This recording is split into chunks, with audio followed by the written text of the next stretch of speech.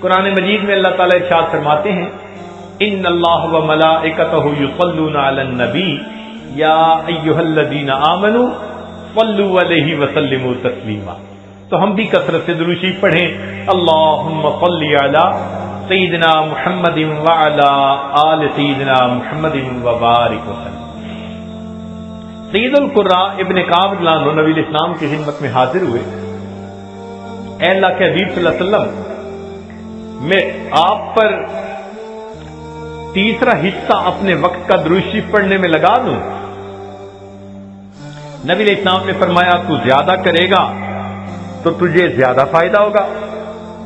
اے اللہ کے حبیب صلی اللہ علیہ وسلم، میں 2/3 حصہ درود شریف پڑھا کروں. نبی علیہ السلام نے فرمایا زیادہ پڑھے گا تو زیادہ نفع ہوگا. انہوں نے کہا اے اللہ کے حبیب صلی اللہ علیہ وسلم، پھر تو میں پورا وقت ہی آپ پر درود شریف پڑھوں گا.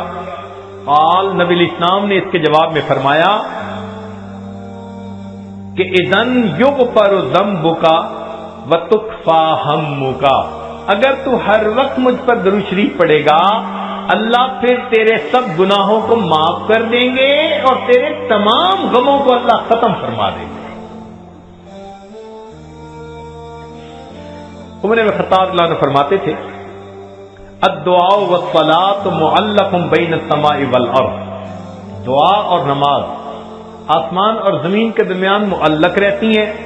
فلا يصعد الى اللہ منہ شیء حتی یصلی علی النبی صلی اللہ علیہ وسلم، یہ اس وقت تک اوپر قبولیت کے لیے نہیں جا پاتی جب تک کہ ان میں نبی علیہ السلام پر درود شریف نہ پڑھا گیا. اسی لیے ہر دعا سے پہلے بھی درود شریف پڑھنا چاہیے، بعد میں بھی پڑھنا چاہیے.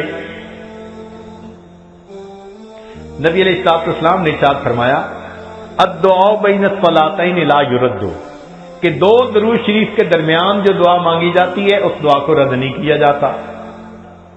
ایک حدیث مبارکہ میں نبی الاسلام نے فرمایا من صلی علی فی کتاب لم تزل الملائکۃ تستغفر له ما دام اسمی فی ذلک الکتاب. اگر کوئی بندہ لکھ رہا ہو اور لکھتے ہوئے نبی علیہ الصلوۃ والسلام کا نام نامی اس میں گرامی آ جائے اور وہ نام نامی اس میں گرامی کے ساتھ صلی اللہ علیہ وسلم لکھے تو نبی علیہ السلام نے فرمایا جب تک اس کتاب میں میرے نام کے ساتھ یہ درود شریف لکھا رہے گا اس وقت تک ایک فرشتہ اس کے لیے استغفار کرتا رہے گا. اللہ اکبر کبیرہ. ابن مسعود عنہ فرماتے ہیں کہ نبی علیہ السلام نے فرمایا اول الناس بی یوم القیامہ اکثرہم علی الصلاۃ، کہ جو بندہ مجھ پر سب سے زیادہ درود شریف پڑھتا ہوگا وہ پھر قیامت کے دن میرے سب سے زیادہ قریب بھی وہی بندہ ہوگا. ابو بکر صدیق عنہ نے ایک عجیب بات فرمائی. فرماتے تھے کہ الصلاۃ علی النبی امحق للذنوب من الماء البارد للنار، کہ جس طرح ٹھنڈا پانی آگ کو جلدی بجھا دیتا ہے درود شریف کا پڑھنا انسان کے گناہوں کو اس سے بھی جلدی بجھا دیتا ہے. تو درود شریف پڑھنے سے انسان کے گناہ مٹا دیے جاتے ہیں. ابو ہریرہ عنہ فرماتے ہیں کہ نبی الاسلام نے فرمایا من نسی الصلاۃ علی نسی طریق الجنہ، جو مجھ پر درود شریف پڑھنا بھول گیا وہ جنت کا راستہ ہی بھول گیا. علی رضی اللہ عنہ نے ایک خوبصورت بات کہی.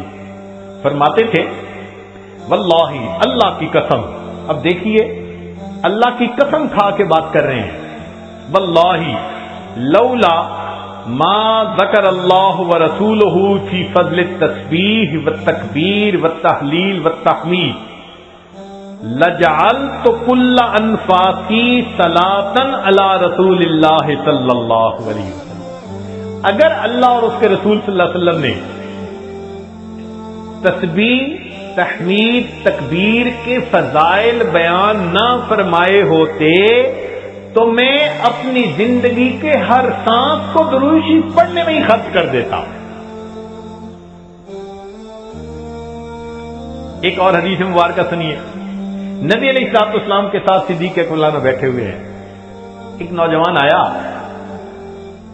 نبی علیہ السلام نے اسے اپنے اور صدیق اکبر عنہ کے درمیان بٹھا دیا. پھر فرمایا کہ ابو بکر میں نے تیرے اور اپنے درمیان اس کو بٹھا دیا، اس بات پہ حیرت تو ہوئی ہوگی. اللہ کے نبی صلی اللہ علیہ وسلم بڑی حیرت ہو رہی ہے. فرمایا ان ھذا الفتى یصلی علی صلاۃ ما یصلیھا علی احد من امتی، میرا یہ نوجوان امتی مجھ پر ایسا درود شریف پڑھتا ہے کہ جو درود شریف میری امت میں سے کوئی دوسرا مجھ پر نہیں پڑھتا، اس کی وجہ سے میں نے اس کو اپنے قریب بٹھایا.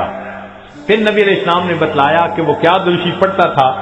اللہم صلی علی محمد عدد من صلی علیہ وصلی علی محمد عدد من لم یصلی علیہ وصلی علی محمد کما امرت بالصلاۃ علیہ وصلی علی محمد کما تحب ان یصلی علیہ وصلی علی محمد کما ینبغی ان یصلی علیہ.